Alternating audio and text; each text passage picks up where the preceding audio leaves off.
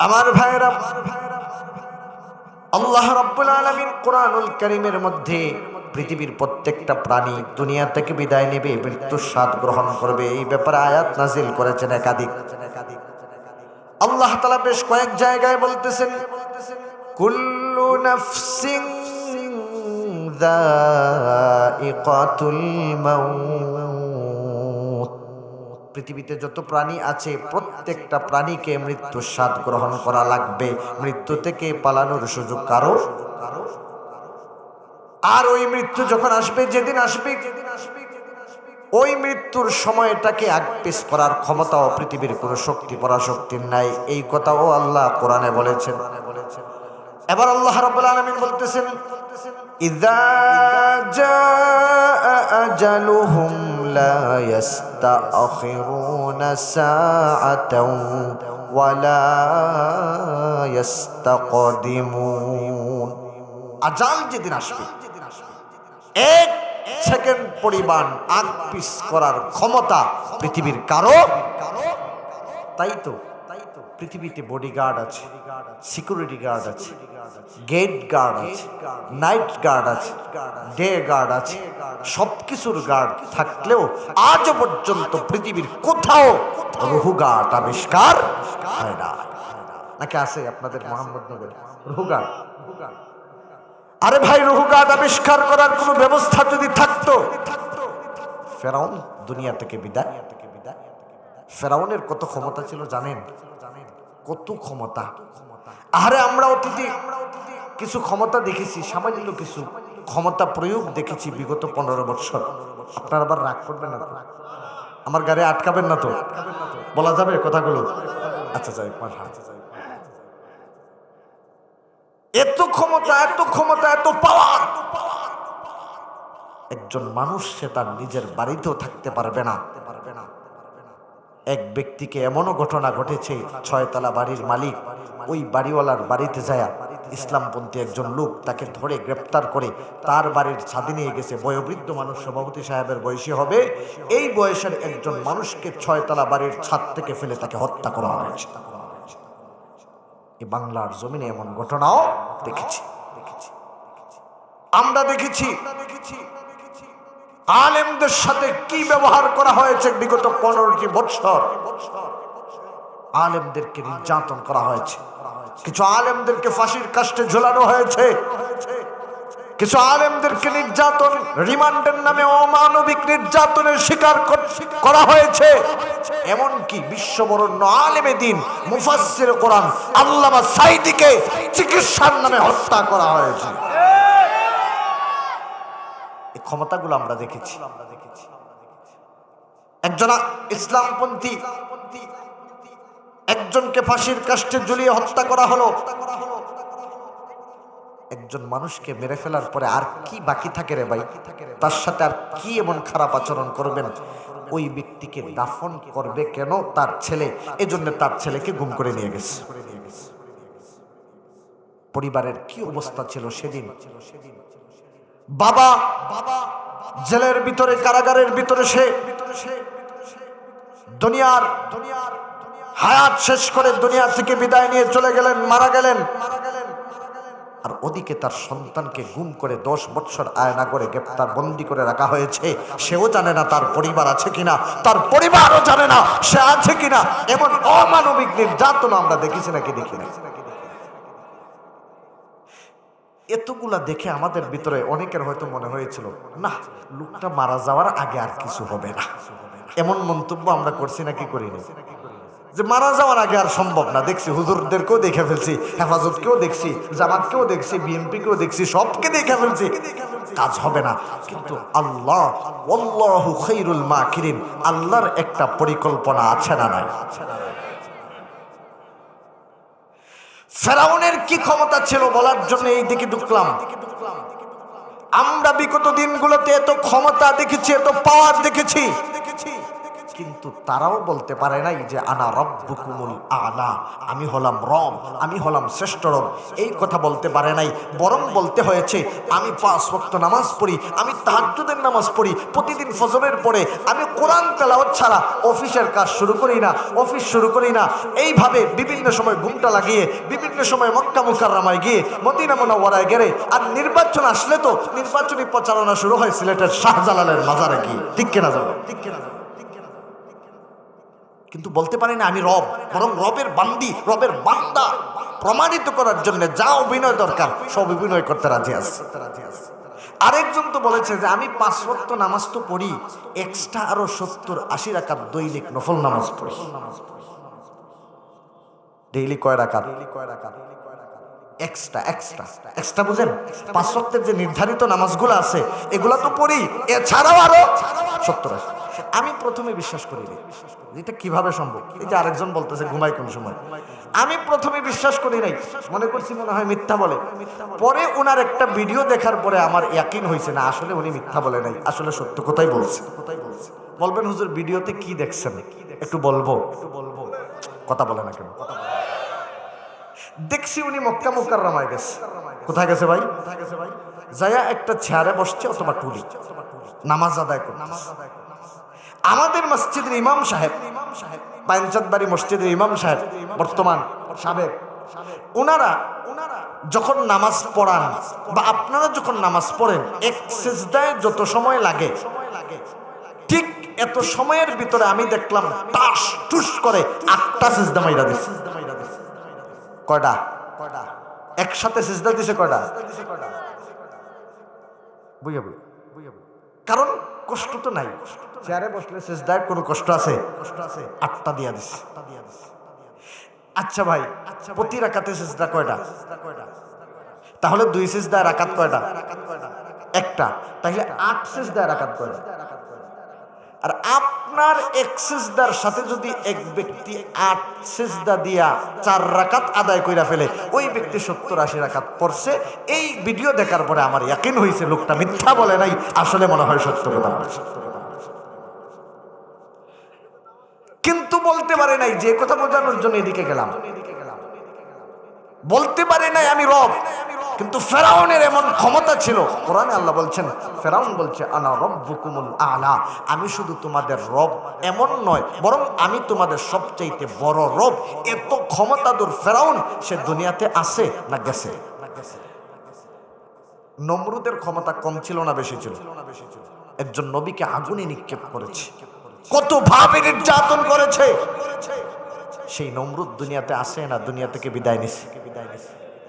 আবু জেহেল দুনিয়াতে আসে নাকি বিদায় নিছে? এবার শুনেন মজার কাহিনী। আমার ভাইয়েরা, আল্লাহ রাব্বুল আলামিন ফেরাউনকেও দুনিয়াতে থাকতে দেন নাই, নমরুদকেও দুনিয়াতে থাকতে দেন নাই, আবু জেহেলও দুনিয়াতে থাকতে পারে নাই, আবু লাহাবও দুনিয়াতে থাকতে পারে নাই। আল্লাহ রাব্বুল আলামিনের গজবে পতিত হয়েছে। এই যে পৃথিবীর প্রভাবশালী ব্যক্তিদের নাম বললাম, পৃথিবীর শ্রেষ্ঠতম প্রভাবশালী ব্যক্তির নাম ছিল ফেরাউন একজন তো প্রভাবশালী ব্যক্তির নাম নমরুদ, একজন প্রভাবশালী ব্যক্তির নাম আবু জেহেল। এবার আসলে ওই 3 জন দুনিয়া থেকে বিদায় নিয়েছে। আবার মুসা আলাইহিস সালাম, ইব্রাহিম আলাইহিস সালাম, মুহাম্মাদুর রাসূলুল্লাহ সাল্লাল্লাহু আলাইহি ওয়াসাল্লাম, ওনারাও দুনিয়া থেকে বিদায় নিয়েছেন। কিন্তু পার্থক্য একটু বোঝার দরকার আছে। ফেরাউন দুনিয়ার সবচাইতে প্রভাবশালী ব্যক্তিদের একজন। ওই ফেরাউন যেদিন দুনিয়া থেকে বিদায় নেয়, পানিতে হাবুডুবু খেয়ে লজ্জিত, লাঞ্ছিত, অপমানিত হয়ে দুনিয়া থেকে বিদায় নিয়েছে নাকি নেয় নাই? পানিতে হাবুডুবু কে খায়? ছোট্ট বাচ্চারা যদি পানিতে পড়ে, আল্লাহ মাফ করুন, হেফাজত করুন, তারা পানিতে হাবুডুবু খায় কি করে? মারা যায়। কিন্তু এত বড় একজন ব্যক্তি পানিতে হাবুডুবু খেয়ে মারা যাবে, বিষয়টা কিন্তু সাধারণ নয়, স্বাভাবিক নয়। এই ফেরাউনের মতো, যে ফেরাউন বলেছিল আনা রব্বুকুমুল আলা, আমি পৃথিবীর সবচাইতে বড় রব, সেই ফেরাউনকে আল্লাহ এমন মৃত্যু দিলেন, পানিতে হাবুডুবু খাইয়া দুনিয়া থেকে লাঞ্ছিত, অপমানিত হয়ে দুনিয়া থেকে বিদায় নিয়েছে। আমার ভাইয়েরা, নমরুদের দিকে তাকান। নমরুদ দুনিয়া থেকে বিদায় নিয়েছে। এত প্রভাবশালী, এত ক্ষমতাধর ব্যক্তি ছিল নমরুদ। ওই নমরুদ যখন দুনিয়া থেকে বিদায় নেয়, সম্মানজনকভাবে দুনিয়া থেকে বিদায় নিতে পারে নাই, অপমানজনকভাবে লাঞ্ছিত অপমানিত হয়ে দুনিয়া থেকে বিদায় নিয়েছে। এমন অপমান ওই নমরুদ দুনিয়া থেকে বিদায় নিয়েছে জুতার বাড়ি খেয়ে খেয়ে। সুবহানাল্লাহ। এবার আসুন আবু জেহেলের দিকে তাকান। আহারে নবী আলাইহিস সালামের কত সাহাবী, ইমানের বলে বলিয়ান সাহাবীরা ছিলেন, কত শক্তিশালী বাহাদুর সাহাবীরা ছিলেন, নওজোয়ান সাহাবী ছিলেন, কত বীর পয়লান সাহাবী ছিলেন। ওমর রাদিয়াল্লাহু তাআলা আনহুর মতো সাহাবী। নবীজি যখন মক্কা মুকাররমায় 13 বৎসর দিনের দাওয়াত দেন নবী হিসাবে, এই 13 বৎসরের 6ষ্ঠ বৎসরে 6 নম্বর বৎসরে ওমর রাদিয়াল্লাহু তাআলা আনহু ইসলাম গ্রহণ করেন। আলী রাদিয়াল্লাহু তাআলা আনহু কত শক্তিশালী, কত শক্তিশালী একজন সাহাবী। উনি যুবকদের মধ্যে সবচাইতে প্রথমে ইসলাম গ্রহণ করেন। উসমান রাদিয়াল্লাহু তাআলা আনহু মক্কি জীবনে ইসলাম গ্রহণ করেন। আবু বকর রাদিয়াল্লাহু তাআলা আনহু ইসলাম গ্রহণ করেন। এইভাবে তো অনেক সাহাবী ইসলাম গ্রহণ করেছেন। এবার নবীজির 1 নম্বরে দুশমন, প্রধান দুশমন, ইসলামের প্রধান দুশমন। আল্লাহ চাইলে তো নবীর হাতে তাকে দুনিয়া থেকে বিদায় দিতে পারতেন। আল্লাহ চাইলে তো আবু বকর রাদিয়াল্লাহু তাআলা আনহুর হাতে তাকে দুনিয়া থেকে বিদায় দিতে পারতেন। আল্লাহ চাইলে তো ওমর রাদিয়াল্লাহু তাআলা আনহুর হাতে তাকে দুনিয়া থেকে বিদায় দিতে পারতেন। আল্লাহ চাইলে ওসমান আলী রাদিয়াল্লাহু আনহুমা সহ এরকম ইমানের বলে বলিয়ান সাহাবীদের হাতে, নওজোয়ান এবং সুঠাম দেহের অধিকারী বীর বাহাদুর সাহাবীদের হাতে তাকে দুনিয়া থেকে বিদায় দিতে পারতেন। কিন্তু আল্লাহু খায়রুল মাকিরিন, আল্লাহ সবচাইতে শ্রেষ্ঠ পরিকল্পনাকারী। আল্লাহ তো একটা পরিকল্পনা করে রেখেছেন। আল্লাহর পরিকল্পনা অনুযায়ী নবীজির হাতে আবু জেহেল দুনিয়া থেকে বিদায় নেয় নাই, আবু বকর, ওমর, উসমান, আলী রাদিয়াল্লাহু আনহুমদের হাতে দুনিয়া থেকে বিদায় নেয় নাই, এরকম বীর বাহাদুর সাহাবীদের হাতে দুনিয়া থেকে বিদায় নেয় নাই। আল্লাহ রাব্বুল আলামিন আবু জেহেলকে মাত্র 8 বৎসর আর 10 বৎসরের বাচ্চাদের হাতে অপমানজনকভাবে, লাঞ্ছিতভাবে দুনিয়া থেকে বিদায় দিয়েছেন। ঠিক কিনা? আমার ভাইয়েরা এই কথাই বলেছিলেন। আমরাও তো কত কথা বলছি, বিএনপি দেখছি, জামাত দেখছি, হেফাজত দেখছি, কত কিছুই দেখলাম। কিন্তু আল্লাহ বিএনপিকে ব্যবহার করবে না, জামাতকে ব্যবহার করবে না, হেফাজতকে ব্যবহার করবে না, আলেম বিদ্বেষী, ইসলাম বিদ্বেষী ভারতের দালালদেরকে ঠেকানোর জন্য, উৎখাত করার জন্য আল্লাহ বাচ্চাদেরকে ব্যবহার করেছেন। ঠিক কিনা? ওমরকে ব্যবহার করে আবু জেহেলকে মারেন নাই, আলীকে ব্যবহার করে আবু জেহেলকে খতম করেন নাই, বীর বাহাদুর সাহাবীদেরকে ব্যবহার করে আবু জেহেলকে সাইজ করেন নাই। 2 বাচ্চার মাধ্যমে সাইজ করছেন, এবারও বাচ্চাদের মাধ্যমে আল্লাহ কি করছেন? এটা আল্লাহ আল্লাহু খায়রুল মাকিরিন। আমার কথাগুলা কি রাগ করছেন? তাইলে এই বিষয় বাদ, সামনে যাই। খারাপ লাগতেছে নাকি আপনাদের? আমার ভাইয়েরা, বলতেছিলাম আমি একদিন দুনিয়াতে ছিলাম না, এখন আছি, একদিন থাকবো না, এই ব্যাপারে কোনো সন্দেহ নাই। আর যেদিন মালাকুল মাউত আসবে সেদিন আমাকে দুনিয়া থেকে বিদায় নেওয়াই লাগবে। আরেকটা বিষয় হলো, আমি তো ইমানদার, আপনি তো ইমানদার। ইমানদার হিসাবে আমাদের তো আরেকটা বিষয়ের উপর ঈমান আছে, যে মৃত্যুর পরে পরকাল বলতে আরেকটা জগৎ আমার জন্য আছে না নাই?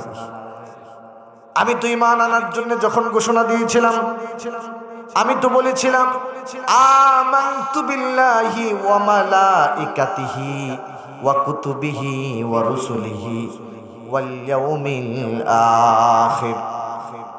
আমি ঈমান তো আনলাম, ঘোষণা দিলাম যে আমি ঈমান এনেছি, আমি বিশ্বাস স্থাপন করেছি আল্লাহর উপরে, ওয়া মালাইকাতিহি আল্লাহর ফেরেশতাদের উপরে, ওয়া কুতুবিহি আল্লাহর সমস্ত পাঠানো কিতাব সমূহের উপরে, ওয়া রুসুলিহি আল্লাহর প্রেরিত রাসূলদের উপরে, রাসূলগণের উপরে, ওয়াল ইয়াউমিল আখিরি আমাদের এই জীবনের পরে পরকাল নামক আখিরাত নামক আরেকটা জীবন আছে।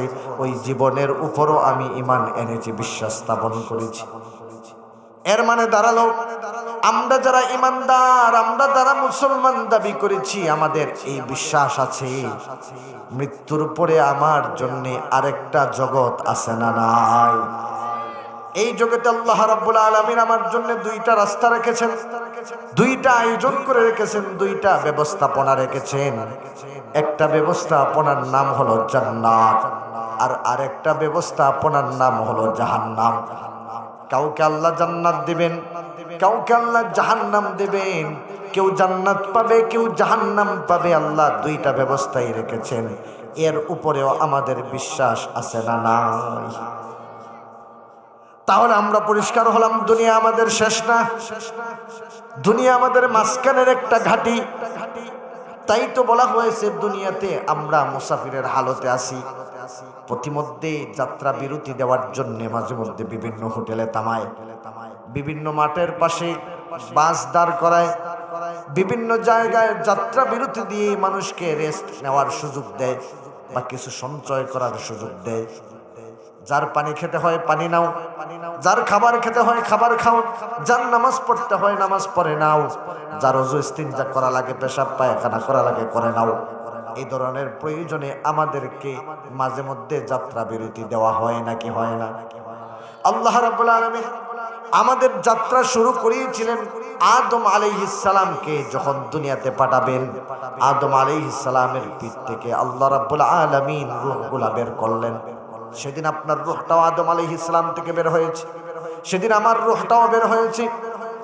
আল্লাহ রাব্বুল আলামিন তার একটা আদেশের মাধ্যমে সকলের রূহটাকে রূহ জগতে আবদ্ধ করেছেন, এক জায়গায় জমা করেছেন। সকল রূহ জগতে আমরা সকল একসাথে ছিলাম। অতঃপর আমরা আরেকটা জগতে আসলাম, সেটা হলো মায়ের পেট। আমার বাবার শরীর থেকে মায়ের পেটের মধ্যে যখন আমার উপকরণগুলা পৌঁছালো, সেদিন থেকে নিয়ে 120 দিন পর্যন্ত আমার দেহ আবিষ্কারের। এবার এই দেহের ভিতরে রূহ জগৎ থেকে একটা রূহকে এনে ওই দেহের ভিতরে ঢুকিয়ে দেওয়া হলো। সুবহানাল্লাহ।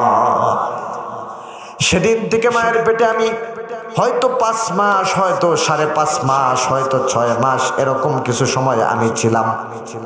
5, 5.5, 6 মাসের মতো জীবিত অবস্থায় মায়ের পেটে আরেকটা জগৎ পাড়ি দিয়া এবার তৃতীয় জগতে আমি আসলাম।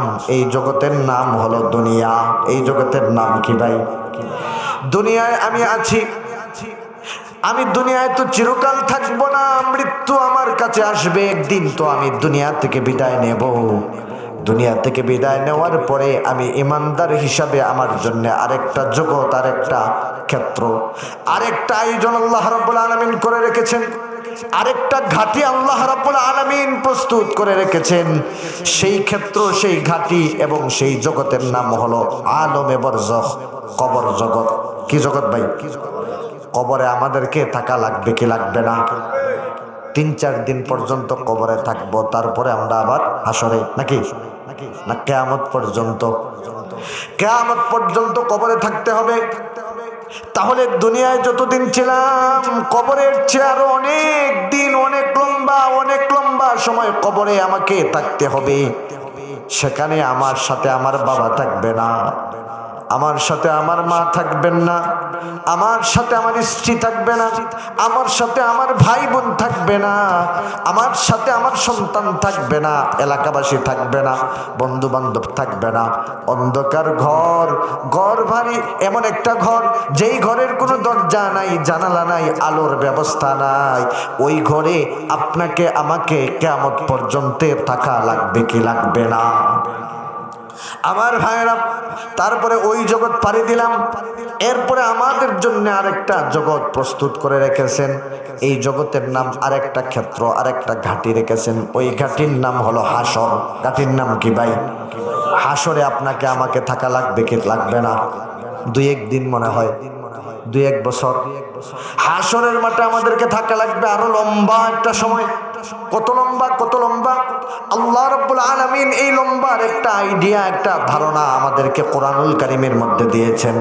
হাসরের মাঠে আল্লাহ যে কয়দিন রাখবেন, এর এক একটা দিন হবে দুনিয়ার কত লম্বা।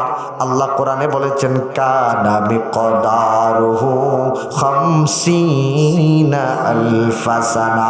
হাসরের মাঠে, কিয়ামতের পরে হাসরের মাঠের দিনগুলা হবে এই দুনিয়ার 50,000 বছর যত লম্বা, হাসরের মাঠের একদিন হবে তত লম্বা। সুবহানাল্লাহ।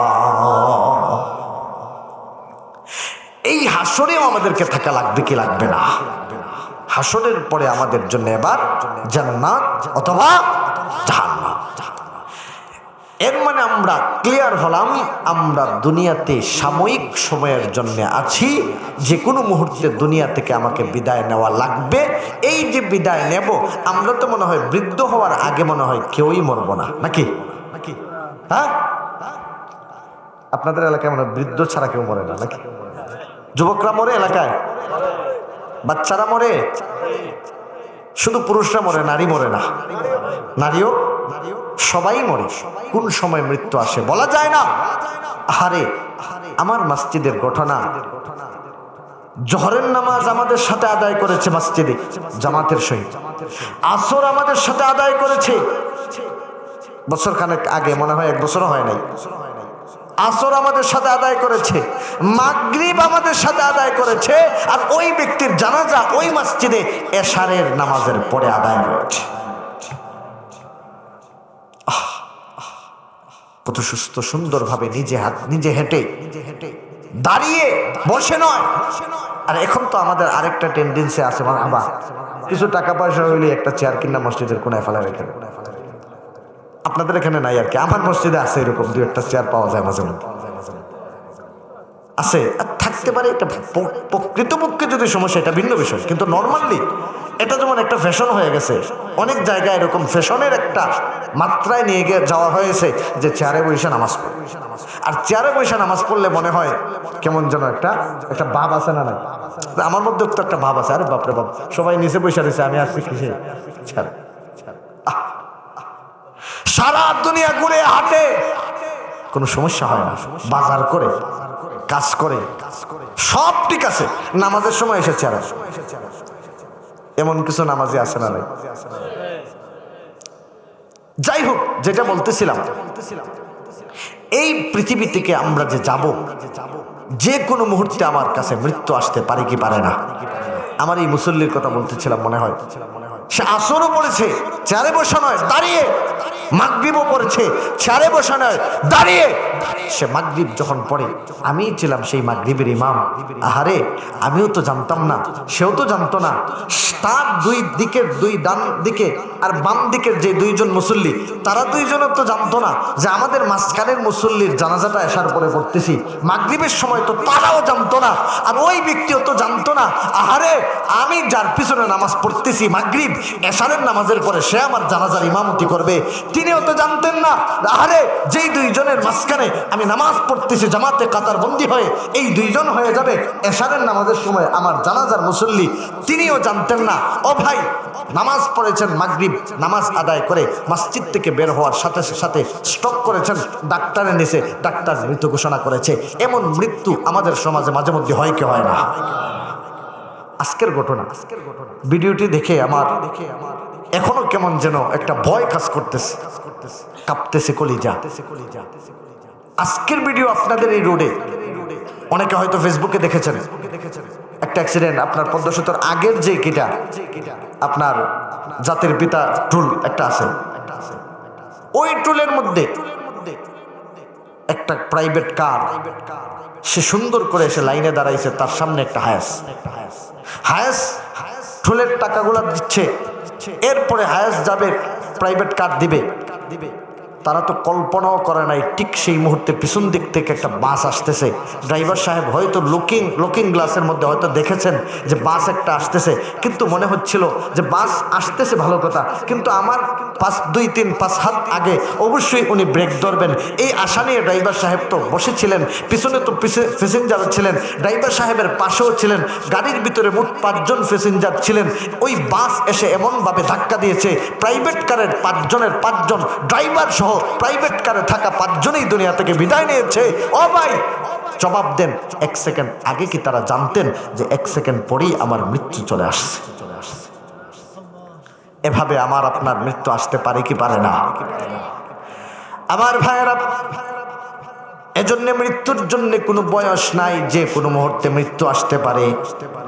কেউ হায়াত পাবে লম্বা, কেউ হয়তো লম্বা হায়াত পাবে না, এনি টাইম যে কোনো অ্যাক্সিডেন্টের শিকার হয়ে মারা যেতে পারে।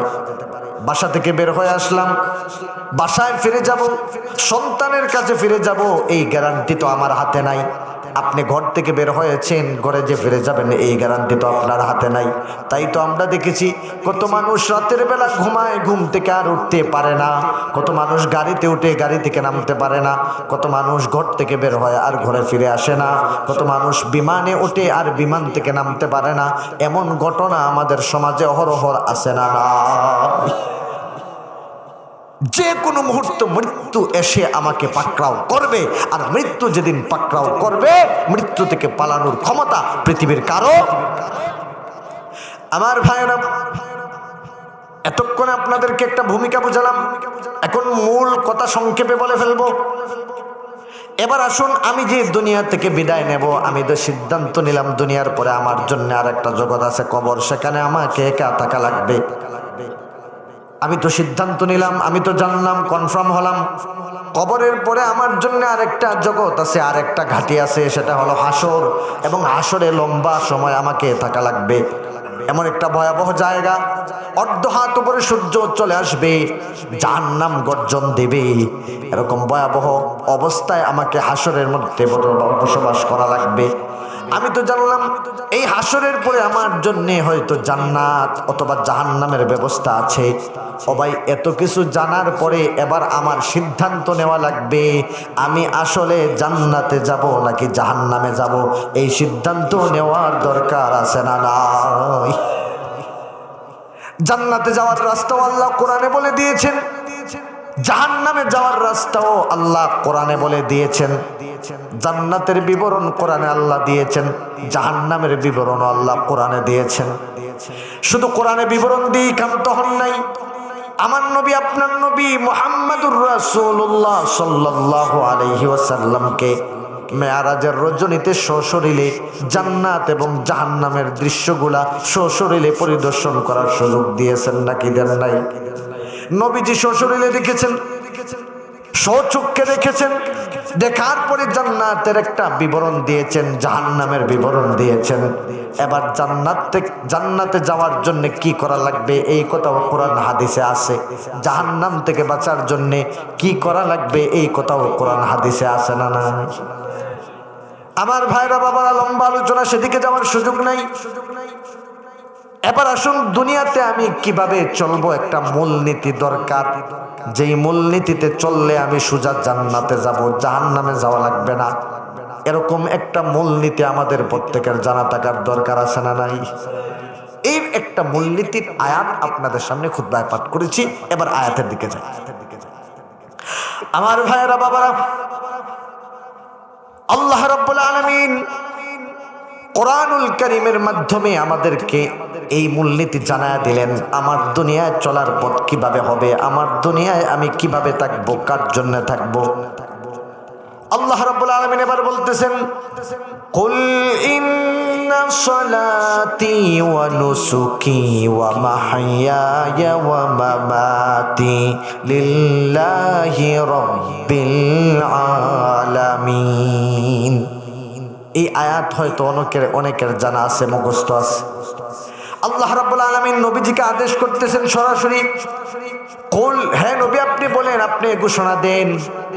ও ভাই বলেন, এই ঘোষণাটা শুধু নবীর একা নাকি নবীর উম্মতেরও দেওয়া লাগবে? নবীর উম্মতেরও দেওয়া লাগবে কি লাগবে না? এই ঘোষণা দিতে হবে। ঘোষণাটা কি? আল্লাহ শিখায় দিতেছেন এই ঘোষণা দিতে হবে, দেওয়াই লাগবে। আদেশ করতেছেন, কুল, তুমি ঘোষণা দাও, তুমি স্বীকৃতি দাও, তুমি ঘোষণার মাধ্যমে জানায়া দাও কয়েকটা বিষয়ের ব্যাপারে ঘোষণা। 1 নাম্বার, ইন্না সলাতি। শাব্দিক অর্থে যদিও ইন্না সলাতি আমরা সমাজে বলি সালাত মানে নামাজ, আমার নামাজ, কিন্তু তাফসীর কারকরা এখানে এনেছেন সলাতি মানে শুধু নামাজ নয়, আমার দুনিয়ার সকল ইবাদত, আমার সকল কাজ, আমার সকল কাজ। খেয়াল করবেন, ইন্না সলাতি আমার সকল কাজ, ওয়া নুসুকি আমার সকল স্যাক্রিফাইস, আমার সকল ত্যাগ, আমার সকল কোরবানি। কোরবানি মানে শুধু ঈদুল আজহার দিনের গরু কোরবানি আর ছাগল কোরবানি না। কোরবানি মানে ঈদুল আজহার দিনে শুধুমাত্র উট দুম্বা কোরবানি না। কোরবানি মানে নবীজি সারা জীবন নিজের জীবনের ত্যাগ এবং কোরবানি দিয়েছেন নাকি দেন নাই? সাহাবারা ত্যাগ স্যাক্রিফাইস ত্যাগ করেছেন নাকি করেন নাই? ওয়া নুসুকি আমার জীবনের যত ত্যাগ থাকবে, আমার জীবনের যত স্যাক্রিফাইস থাকবে। আমরা তো কত স্যাক্রিফাইস করি, বাবা মায়ের সাথে সন্তান স্যাক্রিফাইস করে, সন্তানের সাথে বাবা মা স্যাক্রিফাইস করে, স্বামীর সাথে স্ত্রী স্যাক্রিফাইস করে চলে, স্ত্রীর সাথে স্বামী স্যাক্রিফাইস করে চলে, সমাজে প্রতিবেশীর সাথে প্রতিবেশী স্যাক্রিফাইস করে চলে। এইভাবে একজন আরেকজনের সাথে স্যাক্রিফাইস করে চলা লাগে, না হয় চলা যাবে না। আমার ভাইরা বাবারা, এবার আল্লাহ আমাদেরকে ঘোষণা দেওয়ার জন্য বলতেছেন ওয়া নুসুকি আমার সকল স্যাক্রিফাইস, আমার সকল ত্যাগ, আমার সকল কোরবানি। তাহলে আমি দুইটা শিরোনাম পাইলাম। এক নাম্বার ইন্না সলাতি আমার সকল কাজ। খেয়াল করবেন, ঘুমাইতেছেন কারা কারা হাত উঠান দেখি। মারহাবা মারহাবা, এই তো উঠাইতেছে মারহাবা। আর কয়েকজন উঠান দেখি। আর অনেকে তো হাত উঠাই লাইছে, হুজুর আপনি উঠাইছেন যেহেতু আমি উঠাই এলাম, কারণ আপনি তো ঘুমান নাই আমি দেখছি। আর আসলে বাস্তবত যারা হাত উঠাইছে তারা মূলত ঘুমায় নাই, আর যারা ঘুমে আছে তারা হাত উঠাইবে কেমনে? আচ্ছা আশপাশে দেখেন তো কে কার পাশে ঘুমাইতেছে, একটু পিঠে একটু মালিশ দেয়া দেন। এক বেচারা ঘুমাইছে, ঘুমায় ঘুমায় ওয়াজ শুনছে, উল্টা পাল্টা শুই না যায় কি জানি কি করে শুনছে। হুজুর ওয়াজ করছেন যে স্ত্রীর প্রত্যেকটা কাজের প্রশংসা করা লাগবে। কি করা লাগবে? এখনো কথা বলে না। কি করা লাগবে ভাই? প্রশংসা। বেচারা এটা বিস্তারিত শোনে নাই, কোন কোন কাজে কোন কোন সময় করা লাগবে এটা বুঝে নাই। এটা ঘুমায় ঘুমায় একটু একটু শুনছে। বাসায় গেছে খাইতে, ওয়াজ শেষ হয়েছে রাত 11টা সাড়ে 11টা। বাসায় খাইতে যাইয়া স্ত্রীকে বললো খাবার দাও, স্ত্রী খাবার দিল। ঠান্ডার মধ্যে ঘুম থেকে উঠা বেচারি খাবার খাইতেছে আর বেচারা হাসতেছে, মিটি মিটি হাসি। স্ত্রী বলে হাসো কেন? এরকম খাবার খাওয়ার সময় তো কখনো হাসতে দেখি নাই। এবার বলতেছে আরে হাসবো না তো কাঁদবো নাকি? তুমি আজকে এত মজার এত স্বাদের তরকারি রান্না করেছো, আমি জীবনও এত স্বাদের তরকারি খাই নাই। আচ্ছা কাজটা কি ভালো করছে না খারাপ? স্ত্রীর প্রশংসা করছে, খারাপ কিছু তো করে নাই। আর বেচারা তো খারাপ করবে, তার কথা ধরে না, সে কেউগুলো বুঝে পোলাবেন মানুষ, সব কথা আপনারা ধরেন। স্ত্রীর প্রশংসা করছে, স্ত্রী তো খুশি হওয়ার কথা, আনন্দিত হওয়ার কথা, কিন্তু পাল্টা উল্টা রিয়েক্ট। স্ত্রী বলতেছে কি? তেলে বেগুনে আগুন, একদম শেষ। এবার স্ত্রী বলতেছে আজকে তোমার সাথে বিয়ে হয়েছে 8 বছর, 8 বছর যাবৎ তোমাকে রান্না করে খাওয়াই, ঠান্ডার মধ্যে রান্না করে খাওয়াই, এত কষ্ট করে রান্না করলাম। একদিন আমার রান্না তোমার কাছে ভালো লাগলো না, একটা দিন বললা না আমার রান্না তোমার কাছে ভালো লাগছে, স্বাদ লাগছে। আর আজকে আমি রান্না করি নাই, আর পাশের বাড়ির ভাবির একটু তরকারি আনছিলাম, ওইটা বুঝি তোমার ভালো লাগছে, আমি আর রান্না করবো না। ভালো করে না বুঝলে এরকম উল্টাপাল্টা সমস্যা বাসায় হওয়ার সম্ভাবনা আছে না নাই? এজন্য না ঘুমাই একটু সময় শুনেন, বেশি সময় নেব না, হালকা একটু সময় ইনশাআল্লাহ। আমার ভাইয়েরা, আল্লাহ রাব্বুল আলামিন ঘোষণা দিতে বললেন, প্রথম বললেন ইন্না সলাতি, তুমি ঘোষণা দাও, তোমরা ঘোষণা দাও আমার সকল কাজ, ওয়া নুসুকি আমার তো সকল ত্যাগ স্যাক্রিফাইস। এই দুইটা বলার পরে এবার আল্লাহ রাব্বুল আলামিন বিস্তারিত ব্যাখ্যায় যান না, আরো ডাইরেক্ট বলা শুরু করে দিলেন। এবার তুমি ঘোষণা দাও ওয়া মাহইয়া আমার সারাটি জীবন, ওয়া মামাতি আমার মৃত্যু, লিল্লাহি রাব্বিল আলামিন, একমাত্র রব্বুল আলামিন আল্লাহর জন্য, ঠিক কিনা? একজন ইমানদার তার জীবনের প্রত্যেকটা ক্ষেত্র কার নামে ওয়াকফ করে দিবে। তার সকল কাজ হবে আল্লাহর জন্যে, তার সকল ত্যাগ হবে, কুরবানি হবে আল্লাহর জন্যে, তার সারাটি জীবন হবে আল্লাহর জন্যে, তার মৃত্যুটাও হবে আল্লাহর জন্যে। আল্লাহ রাব্বুল আলামিন এই আদেশ কোরআনে আমাদেরকে করেছেন। এবার এই ঘোষণা যদি আমি দিতে পারি, আপনি ঈমানদার। আর যদি এই ঘোষণা না দিতে পারি, আমি ঈমানদার দাবি করার অধিকার আমার। বলবেন হুজুর ঘোষণা দিতে তো সমস্যা নাই, কিন্তু ঘোষণার উপর টিকে থাকা, ঘোষণা বাস্তবায়ন করা তো সহজ না। শুধু ঘোষণা দিলেই চলবে না, এই ঘোষণার উপরে অটল থাকা লাগবে কি লাগবে না? তাহলে আমরা সিদ্ধান্ত নিতে হবে যে ইন্না সলাতি, আমার জীবনের সকল কাজ, যত কাজ আছে, ওয়া নুসুকি, আমার যত ত্যাগ আছে, কুরবানি আছে, ওয়া মাহইয়ায়া, এবার বলতেছেন আমার সারা জীবন। ও ভাই, সারা জীবনের মধ্যে জন্ম থেকে মৃত্যু আছে না নাই? সারা জীবনের যত কিছু আছে, মৃত্যু তো সারা জীবনের ভিতরে ঢুকে যায়। কিন্তু আল্লাহ রাব্বুল আলামিন আবার উল্লেখ করে বলতেছেন ওয়া মামাতি, আমার মৃত্যু, আমার সারা জীবন এবং আমার মৃত্যুটা পর্যন্ত, আমার মৃত্যু আল্লাহর নামে ওয়াকফ করে দিলাম। এই কথা বলার পিছনে আল্লাহর হিকমা আছে না নাই? কারণ আল্লাহ ভালো করে জানেন, সমাজে কিছু নামাজি, কিছু ইমানদার এমনও আছে যারা নামাজও পড়ে কিন্তু তার নেতার জন্য জীবন দেয়, কিন্তু ইসলামের পক্ষে আসে না। এমন আছে না নাই? অমুকের জন্য জীবন দিতে প্রস্তুত, আমার অমুক আপা, আমার অমুক ভাই, এরকম আছে না নাই? গতদিন আমি জায়গার নাম বলি না ভাই, মিডিয়া রেকর্ড হইতেছে, পরে আবার কোন ঝামেলা, ওই জেলা থেকে পরে আমার নিষেধ করে দিন। একটা জেলায় আমি গেলাম বয়ান করতে, আমাকে উপস্থিত হওয়ার পরে 11 জন নেতা বক্তব্য দিচ্ছে। কয়জন নেতা? সবার বক্তব্য হইল আমি আসছি অমুক ভাইয়ের পক্ষ থেকে আপনাদেরকে শুধু সালাম দিতে, আমার ভাই অমুক ভাই, অমুক ভাই, অমুক আপা, অমুক আপা, এরকম বইলা বইলা এরপরে অমুকের জন্য জীবন দিতেও আমরা প্রস্তুত আছি। এই বক্তব্য নেতাদের মুখ থেকে আমি শুনেছি। এই তো গত সপ্তাহে আমার ভাইয়ের আল্লাহ ভালো করে জানেন, নামাজও পড়বে কিন্তু নেতার জন্য জীবন দিয়ে দিবে। আল্লাহ ভালো করে জানেন, হজও করবে কিন্তু নেতার জন্য, তার জীবনের বিভিন্ন সময় নেতার জন্য ওয়াকফ করে দিবে।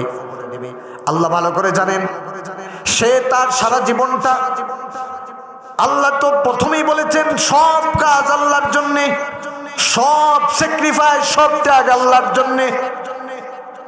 তারপরেও বান্দি যাতে তাবিল করতে না পারে, ঘোরায় পেঁচায়া যাতে না খাইতে পারে, আল্লাহ সব দরজা বন্ধ করে দিলেন। ওয়া মাহইয়ায়া, আমার সারা জীবন। সুতরাং সারা জীবনের কোনো সময় আমি আল্লাহ ছাড়া কারো জন্য কিছু করতে পারি না। সারা জীবনের কোনো একটা অংশে আল্লাহর স্বার্থ ছাড়া, নেতার স্বার্থে আমি চলতে পারি না। আল্লাহর স্বার্থ ছাড়া নেত্রীর স্বার্থে আমি চলতে পারি না। ও ভাই, আমার জীবনের সব কাজটা হবে কার জন্যে?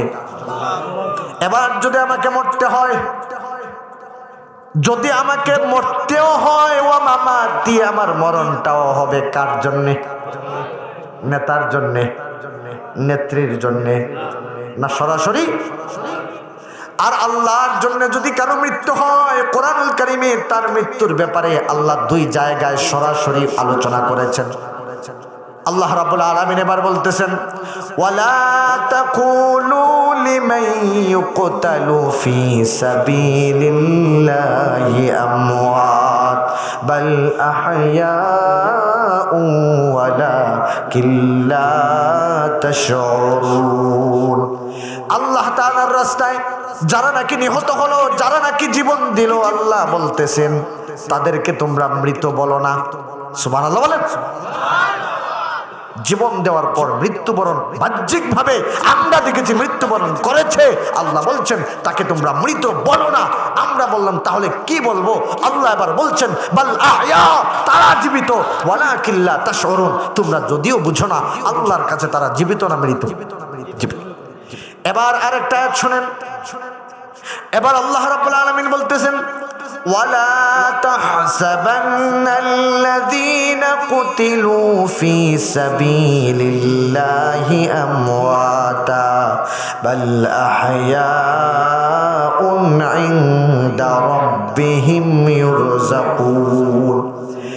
এবার আল্লাহ রাব্বুল আলামিন আরো কঠিনভাবে, আরো শক্তভাবে গুরুত্ব দিয়ে বলতেছেন। আগে বলছিলেন যারা আল্লাহর রাস্তায় জীবন দেয় তাকে মৃত বলো না, এবার বলতেছেন আল্লাহর রাস্তায় যারা জীবন দেয় তাদেরকে মৃত বলবা তো দূরের কথা, তাদেরকে মৃত হিসাবে তোমরা ধারণাও করবা না।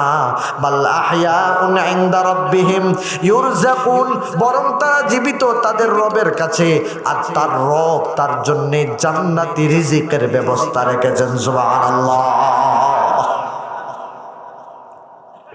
আমার ভাইরা, তাই তো আল্লাহ তাআলা বলেছেন ওয়া মামাতি লিল্লাহ, আমার মৃত্যুটাও হবে কার জন্যে? এই ঘোষণা দেওয়ার পরে আপনি ইমানদার হবেন, এই ঘোষণায় ঐক্যমত হতে হবে। এই শর্তে আপনার সিগনেচার দেওয়া লাগবে, সাইন দেওয়া লাগবে, স্বাক্ষর দেওয়া লাগবে, না হয় আপনি মুমিন হতে পারেন নাই। আপনি যদি মুমিন হতে হয় এই ঘোষণা দেওয়া লাগবে, ঘোষণার উপরে আপনাকে অটল থাকা লাগবে। এবার দুনিয়ার আপনার জীবনের যত কাজ আছে সব কাজ কার জন্যে? এবার নাম ধরে ধরে কয়েকটা উল্লেখ করি। আপনি যখন খাইবেন কার জন্যে? আপনি কোথাও যদি বসবেন কার জন্যে? আপনি যদি ঘুমাবেন কার জন্যে? আপনি যদি ব্যবসা করেন ব্যবসাটা করবেন কার জন্যে? আপনি যদি সন্তান জন্ম দেন, সন্তান লালন পালন করেন, এটা করবেন কার জন্যে? আপনি যদি বিয়ে করেন এটাও করবেন কার জন্যে? সব কাজ আল্লাহর জন্য করা লাগবে কি লাগবে না? জীবনের প্রত্যেকটা কাজ আল্লাহর জন্যে। কারো সাথে যদি বন্ধুত্ব হয় সেটাও হবে কার জন্যে? কারো সাথে যদি বিরোধ থাকে সেটাও থাকবে কার জন্যে? আল্লাহ রাব্বুল আলামিনের এই কথাটা নবী আলাইহিস সালাম হাদিসের মাধ্যমে আরেকটু সুন্দর করে বলতেছেন। এবার নবীজি বলতেছেন মান আহাব্বা লিল্লাহ ওয়া আবগাদা লিল্লাহি ওয়া আতা লিল্লাহ ওয়া মানা লিল্লাহ ফাকাদ ইসতাকমালাল ঈমান। যারা নাকি আল্লাহ রাব্বুল আলামিনের কারণে আল্লাহর জন্যই কাউকে ভালোবাসবে, আল্লাহর জন্যই কারো থেকে বিরত থাকবে, কাউকে ঘৃণা করবে, আল্লাহর জন্যই কাউকে কোনো কিছু দিবে, আল্লাহর জন্যই কারো থেকে তাকে নিজেকে আলাদা রাখবে, আল্লাহর জন্যই কারোর সাথে শত্রুতা পোষণ করবে। এবার নবীজি বলতেছেন ফাকাদ ইসতাকমালাল ঈমান, আল্লাহর জন্যে সবগুলা করার কারণে এরপরে সে ঈমানদার, এর আগে সে ঈমানদার হতে পারে নাই, ঠিক কি না? সব কিছু দিতে হবে কার জন্য ভাই? হুজুর ঠিক আছে, কোনো সমস্যা নাই, নামাজ পড়বো আল্লাহর জন্য, মসজিদে আসলে মসজিদে যতক্ষণ থাকবো সেটা থাকবো আল্লাহর জন্য, কিন্তু বেশি ক্যাসাল কইরেন না, পেশাল কইরেন না। আগামী মাসে ছেলের বিয়ে, গায়ে হলুদ না হইলে কেমন হব? জানাই মনে হয় কথা, আপনাদের এলাকায় গায়ে হলুদ নাই মনে হয়? হুজুর সব ঠিক আছে, এই তো কয়েকদিন পরে 31st নাইট আসেনি, রাইট? আপনাদের এলাকা আছে এই রাত আসে বছরে একবার, এই 31st নাইট আপনার এই রাত্রিতে। হুজুর সারা বছর তো আপনাদের কথা মানি, আল্লাহর জন্যই তো সব করি, পোলাটা ছেলেটা মেয়েটা একটু ফানুস উড়াইতে চায়, দুইটা কিনা দিলাম, সমস্যাটা কি? এরকম আসে না নাই? আরে আমরা দেখেছি কত নামাজি বাবা, কত নামাজি দাদা তার সন্তানকে, তার ছেলেকে, মেয়েকে, তার নাতিকে, নাতিকে ফানুস নিজের হাতে আগুন ধরাইয়া দিতেছে যে উড়াও। অথচ এটা মুসলমানদের কাজ নয়, এটা সরাসরি বিজাতীয় কালচার। আর আমার নবী বলেছেন, মান তাশাব্বাহা বিকাউমিন ফাহুয়া মিনহুম, যে জাতির সাথে আপনার সম্পর্ক থাকবে, সম্পৃক্ততা থাকবে, সাদৃশ্য থাকবে, আপনি যেন তাদের অন্তর্ভুক্ত হয়ে গেলেন। আরে ভাই, সেই খ্রিস্টানদের, বিজাতীয়দের কালচার যদি আপনার মধ্যে থাকে, আপনিও তো তাদের অন্তর্ভুক্ত হয়ে যাবেন। আর আপনি যদি তাদের অন্তর্ভুক্ত হয়ে যান, এবার নবীজি আপনার পরিণতি বলতেছেন, আল মারউ মা মান আহাব্বা। আরে ভাই, যে যার সাথে ছিল, যে যার সাথে সম্পর্ক ছিল, যে সংস্কৃতির সাথে আপনার ভালোবাসা ছিল, তার সাথে আপনার হাসরে দাঁড়াতে হবে। বলেন, বিজাতীয় কালচার লালন করার কারণে খ্রিস্টানদের সাথে যদি আপনার হাসর হয়, হিন্দুদের সাথে যদি আপনার হাসর হয়, বেঈমান কাফের মুশরিকদের সাথে যদি আপনার হাসর হয়, ওই ব্যক্তি জান্নাতি নাকি জাহান্নামী? সুতরাং সবগুলাকে ইসলামের ভিতরে ঢুকানোর দরকার আছে না নাই? আমার ছেলেকে যখন বিয়ে করাবো সেটাও হবে ইসলাম অনুযায়ী, আমার মেয়েকে যখন বিয়ে দেব সেটাও হবে ইসলাম অনুযায়ী, আমার সন্তান সন্ততির মধ্যে যখন সম্পত্তি ভাগ হবে সেটাও হবে কি অনুযায়ী? ইসলাম অনুযায়ী। বিচার ফয়সালা যখন হবে সমাজে, সেটাও হবে ইসলাম অনুযায়ী। সমাজে চোর হয়ে চুরি করেছে, এই সমাজ, আমরা এমন সমাজ চাই যেই সমাজে চোর যখন চুরি করবে তার বিচার হবে সরাসরি কোরআন অনুযায়ী। আল্লাহ কোরআনে বলেছেন, ফাকতাউ আইদিয়াহুমা, চোর যদি চুরি করে তার হাত কেটে ফেলো। এই আদেশটা কার? বিচার করতে হবে আল্লাহর ফয়সালা অনুযায়ী, আল্লাহর জন্যে। জিনা করে শাস্তি হবে আল্লাহর জন্যে, আল্লাহর ফয়সালা অনুযায়ী। মদ করে শাস্তি হবে আল্লাহর জন্যে, ইসলামের ফয়সালা অনুযায়ী। এইভাবে পৃথিবীতে যত কাজ হবে, সব কাজ হবে একমাত্র আল্লাহর জন্যে।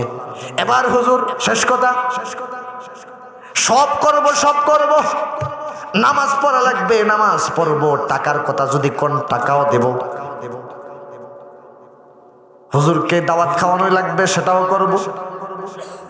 হজ করা লাগলে হজও করব, মাঝে মধ্যে কোরআন পড়া লাগলে কোরআনও পড়ব, সব করতে রাজি আছি। কিন্তু সমাজ সেবক যখন সমাজ সেবার জন্য আসে, আর যখন রাজনীতি করে, সেটা আল্লাহর জন্যে করে না, সেটা করে নেতা নেত্রীর খুশির জন্যে। আল্লাহর জন্যে করে না, সেটা করে টাকাওয়ালা পয়সাওয়ালা হওয়ার জন্যে। আল্লাহর জন্যে করে না, সেটা করে এলাকায় প্রভাবশালী হওয়ার জন্যে। যদি এর কারণে করে, সেই ব্যক্তি প্রকৃত ইমানদার হতে পারে নাই। প্রকৃত ইমানদার রাজনীতি করে কার জন্যে? মনে হয় আল্লাহর নামটা আর একটু আস্তে করুন। অনেকের খারাপ লেগে গেছে মনে হয়, হুজুর এতক্ষণ তো সুন্দর কথা বলছিলেন, এত চমৎকার কথার ফাঁকে রাজনীতি ঢুকায়া দিলেন। ও ভাই, ইসলামে রাজনীতি আছে না নাই? কোরআনে রাজনীতি আছে না নাই? আমার নবী কোরআন অনুযায়ী 10 বছর রাজনীতি করেছেন নাকি করেন নাই? আবু বকর, ওমর, ওসমান, আলী রাদিয়াল্লাহু তাআলা আনহুম খেলাফতের দায়িত্ব পালন করেছেন রাজনীতির ভিতরে না রাজনীতির বাইরে? সুতরাং আজকে কোন ইমানদার যদি রাজনীতি করা লাগে, তার রাজনীতি হবে আল্লাহর জন্য। আর যারা আল্লাহর জন্য রাজনীতি করে, তারা কোন কুফরি মতবাদে বিশ্বাসী, আল্লাহর আইন চায় না, এমন কোন দলের কর্মী নেতা হতে পারে না, পারে না, পারে না। ধিক্কার জোরে বলে।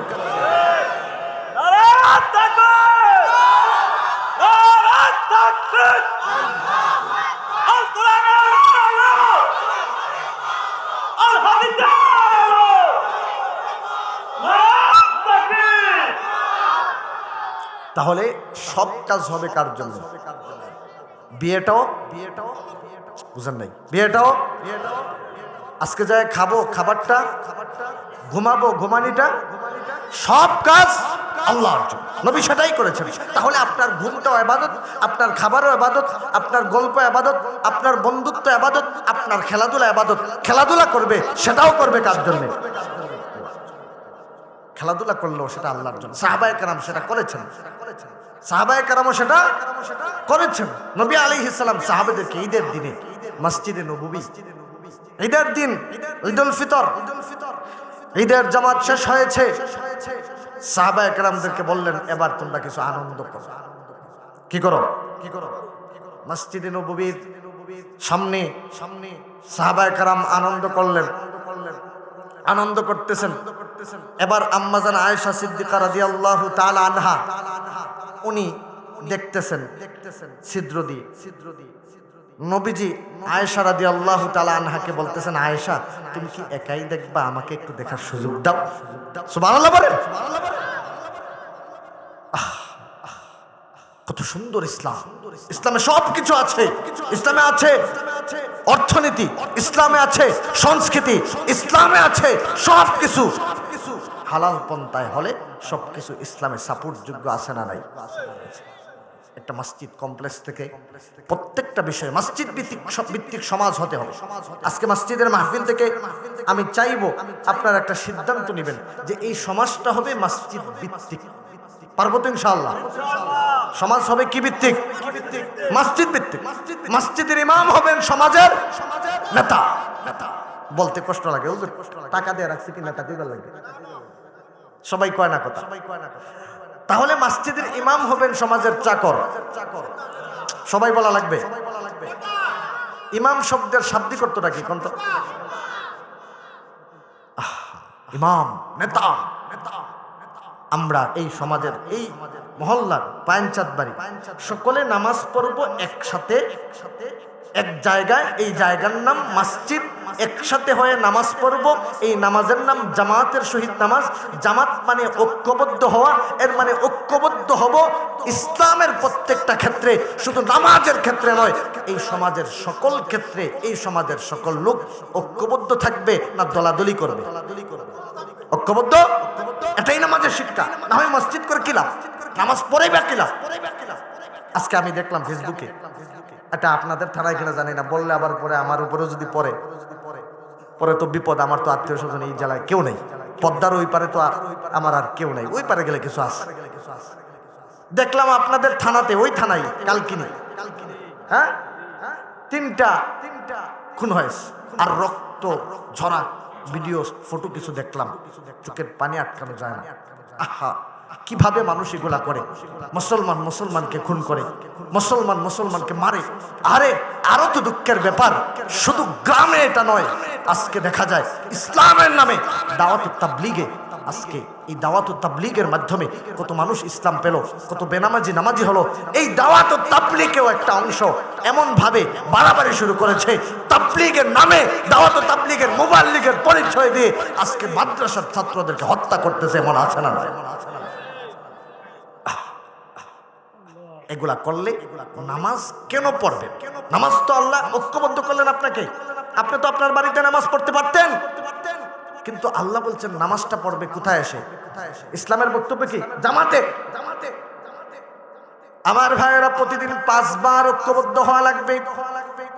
ওই 5 বার সভাপতি সাহেবও আসবেন, সেক্রেটারি সাহেবও আসবেন, কমিটির লোকজন আসবেন, এলাকার মুরব্বীরাও আসবেন, যুবকরাও আসবেন। সবাই মিলে ঐক্যবদ্ধ হবেন। এবার ঐক্যবদ্ধ হলে ওই ঐক্যবদ্ধ গ্রুপের নেতৃত্ব দেওয়ার জন্য একজন লোকের দরকার আছে না নাই? এই ঐক্যবদ্ধভাবে আল্লাহর একটা বিধান কায়েম করা হবে, আল্লাহর একটা বিধানের উপর আমল করা হবে। সেই বিধানের নাম হলো সালাত, নামাজ। নামাজ যখন ঐক্যবদ্ধভাবে আমরা আদায় করব, তখন ঐক্যবদ্ধভাবে জামাতের সহিত যখন নামাজ আদায় করব, সেখানে একজন নেতা লাগবে, একজনের নেতৃত্ব লাগবে। নেতা যা করে তা মানা লাগবে কোরআন সুন্নাহর আলোকে। এই নেতার নাম হলো, মসজিদে আসার পরে ওই নেতার নাম হলো ইমাম। নেতার নাম কি? ওই ইমামের নেতৃত্বে মসজিদ চলবে। ইমাম যখন রুকুতে, মুসল্লিও। ইমাম যখন দাঁড়ানো, মুসল্লিও দাঁড়ানো। ইমাম যখন সেজদায়, মুসল্লিও। আবার ইমাম মন গড়া ইমামতি করলে চলবে না। নবীজি 1 রাকাতের পরে বসছেন না দাঁড়াইছেন? 1 রাকাত পরে বসছে, দাঁড়াইছেন না? বলতে কি 1 রাকাতের পরে নবীজি দাঁড়াতেন।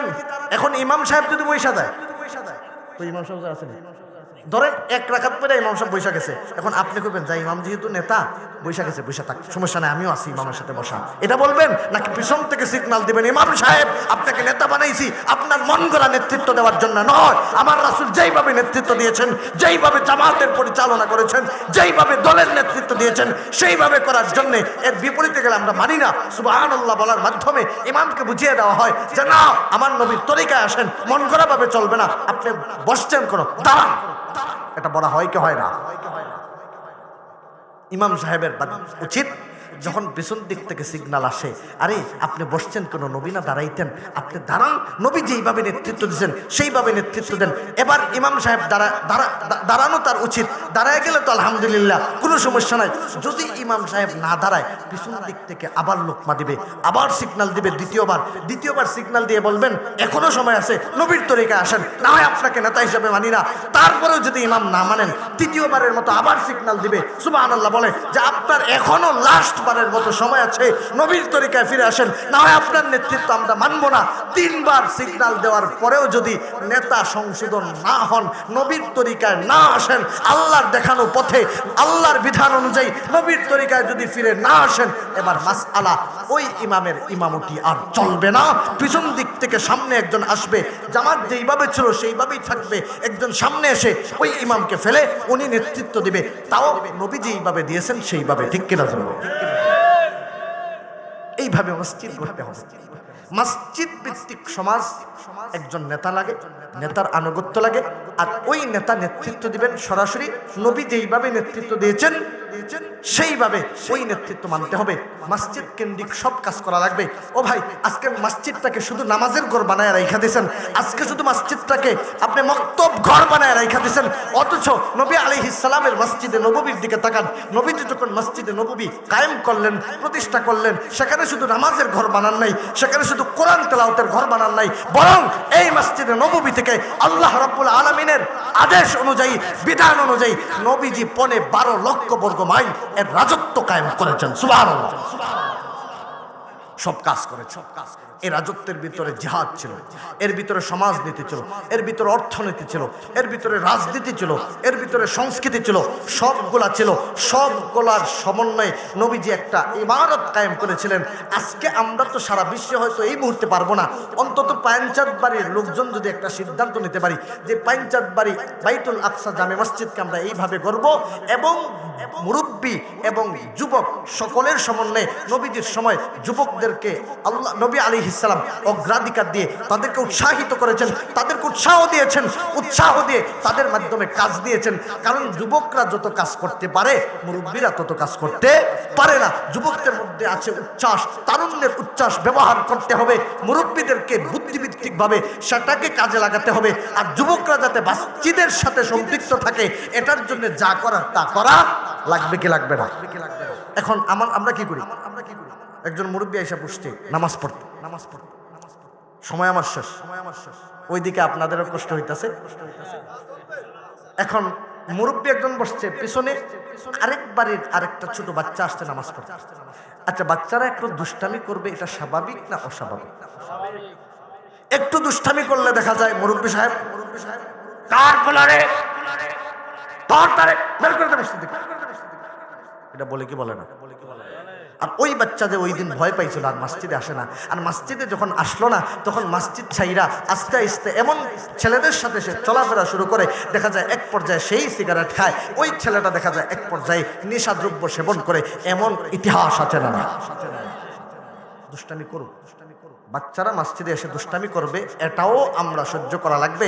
আরে ভাই, আজকে যদি আমাদের ইমাম সাহেব হুজুর নামাজ যদি পড়ায়, হুজুরের ছেলে মেয়ে আছে, আচ্ছা হুজুরের ধরেন একটা ছেলে আছে, অথবা নাতি আছে, অথবা নাতনি আছে, আগের ইমাম সাহেব হুজুর, বর্তমান ইমাম সাহেব হুজুর দুইজনে আছে, আলহামদুলিল্লাহ দুইজনে সাক্ষী। ধরেন ওনাদের বাচ্চা, উনি নামাজ পড়াইতেছে, হঠাৎ করে উনি সিজদায় গেছে, ইমাম সাহেব যখন নামাজ পড়ায় সিজদায় গেছে, ওনার ছেলে যাইয়া ওনাকে ঘোড়া বানায় ফেলছে। আচ্ছা বলেন তো, কালকে সকালে ইমাম সাহেবের চাকরি থাকবে না যাবে? বুঝে নাই মনে হয় কথা? আরে বেচারা তার পোলা নিয়ে পইরা থাকে সব সময়, কে নামাজ পড়াইবে, বিদায় করে দে। অথচ আমার নবী মুহাম্মদুর রাসূলুল্লাহ ইমামতি করেছেন, নাতি হাসান হুসাইন ওনাকে ঘোড়া বানায় বসে আছেন, সাহাবায়ে কেরাম দু শব্দ করেন নাই। ও ভাই, এটার নামই হলো ইসলাম। নবী আলাইহিস সালাম জুমার খুতবা দিতেছেন, কি খুতবা? জুমার খুতবা। হুসাইন রাদিয়াল্লাহু তাআলা আনহু নবী আলাইহিস সালামের সামনে এসে কি যেন একটা আবেগপূর্ণ একটা আপনার ভঙ্গিমা করলেন, কি একটা আচরণ আবেগপূর্ণ করলেন ইশারার মাধ্যমে। নবীজি সহ্য করতে পারেন নাই, উনি কি করলেন, উনি নিজেকে ধরে রাখতে পারেন নাই, আবেগ কন্ট্রোল করতে পারেন নাই, সঙ্গে সঙ্গে খুতবাটাকে অফ করে দিলেন। উনি মিম্বর থেকে নেমে ওনার নাতি হুসাইন রাদিয়াল্লাহু তাআলা আনহুকে কুলে নিলেন, একটা চুমু খেলেন কপালে, আবার নিচে বসায়া এরপরে আবার খুতবা শুরু করলেন। আজকের খতিব সাহেব যদি এই কাজ করে, ইমামতি থাকবে না যাবে? আরে নবীজি এই বাচ্চাদেরকে মসজিদে কিভাবে আনা যায় এটার জন্য করতেন চেষ্টা। আর এই বাচ্চারা মসজিদে আসতে সামাজিক শব্দ করতে না করতেই দেখা যায় তাকে ঘাট ধরে বের করে দেওয়া হয়। আবার বৈষম্য, আজকে বৈষম্য বিরোধী বাংলাদেশ আপনারা চান। বৈষম্য কি? আপনি যখন বাসায় মাঝে মধ্যে নামাজ পড়েন, আপনি যখন নামাজে দাঁড়ান, বাসায় যখন সিজদায় যান, আপনার ছেলে, আপনার মেয়ে, আপনার নাতি, আপনার নাতনি আপনাকে ঘোরা মানায়, আপনাকে ধাক্কা দিয়ে ফেলায় দেয়, আপনার সিজদার জায়গায় বৈশা থাকে, আপনার সিজদার সামনে এসে খাট একটা রাইখা দেয়, একটা কোনো কিছু রাইখা দেয়, এই অবস্থা করে। ও ভাই, এরকম যদি কোনো ছেলে অথবা মেয়ে করে অথবা নাতি নাতনি করে, আপনারা বুঝে থাকলে জবাব দেন। সালাম ফিরাইয়া বাবা কি ছেলেকে মারে না আবার কোলে নেয়?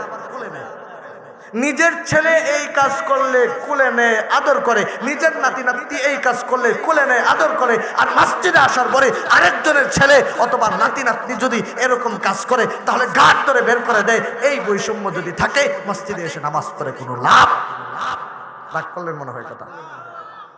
এজন্যে বাচ্চাদেরকে, যুবকদেরকে আনার জন্য এটাও পলিসি আছে। যুবকদেরকেও কিছু সুযোগ সুবিধা দেওয়া লাগে কি লাগে না? মসজিদে মাঠ আছে।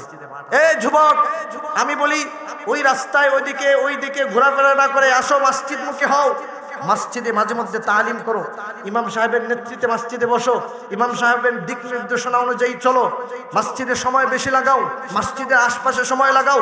এইভাবে যুবকরা, শিশুরা, মুরব্বীরা সকলে মিলে যদি আমরা মসজিদকে আঁকড়ে ধরি, তাহলে এই মসজিদ হবে মসজিদে নববীর মতো। আর মসজিদে নববীর মতো যদি গড়তে না পারি, এই মসজিদ নির্মাণ করে আর এই মসজিদে টাকা দিয়ে আর এই মসজিদে নামাজ পড়িয়ে আর নামাজ আদায় করে কোনো লাভ নেই। আল্লাহ আমাদেরকে আমল করার তৌফিক দান করুন। আমরা সকলে একমত আছি তো ইনশাআল্লাহ? আমার কথায় কারা কারা রাগ করছেন একটু হাত উঠান। আরে কি কয়, রাগ করেন নাই? আচ্ছা, মাশাআল্লাহ, আপনারা সচেতন মানুষ। যতক্ষণ কথা বললাম, আল্লাহ যেন এর উপরে আমাকে, আমাদের সবাইকে আমল করার তৌফিক দান করুন। সবাই পরে আমিন। সভাপতি সাহেব বসে আছেন, আল্লাহ যেন হায়াতে তৈয়্যিবা দান করেন। সেক্রেটারি সাহেব সহ